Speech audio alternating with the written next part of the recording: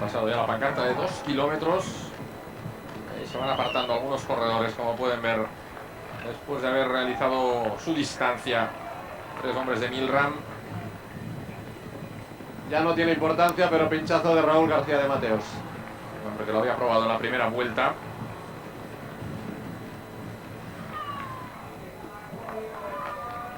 Bueno, Edu que ya lleva el corazón. Mira que pelea de Euskaltel para meter a Koldo ahí, pero vaya castigo, vaya castigo. Se está pegando uno de sus compañeros para meterle en cabeza.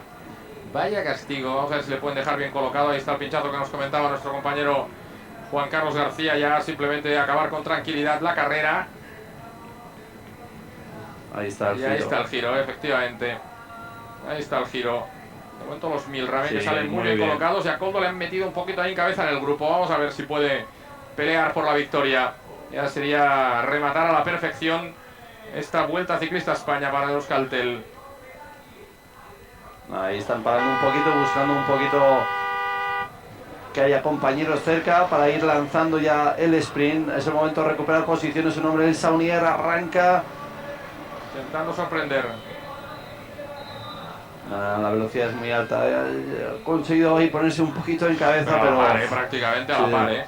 Ya está lanzada la llegada, como pueden ver, con Milram y con Lampre como grandes protagonistas. Ahí está ese hombre de Euskaltel que ha intentado llevar a las posiciones de cabeza.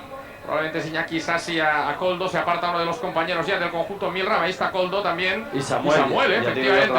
Samuel está intentando ayudar, Fíjate cómo está llevando ahí a Koldo Fernández de la Real. Está intentando ayudar, más que meterse él en la llegada. Se aparta ya Samuel, efectivamente, pero se ha quedado ahí un poquito atrás. Está lanzando ya muy lejos de su posición el sprint, tanto Petaki como Benatti. Mucha apretada entre Benatti y Petaki. Vamos a ver, él mete la rueda al final. Yo creo que Petaki. No, yo digo Benatti, Yo creo que ha sido Benatti el que ha metido la rueda.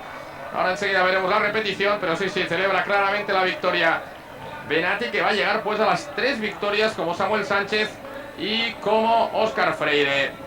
Fatiga, después de un sprint apretado. Fíjense ahí todos los corredores, picado un poquito hacia arriba.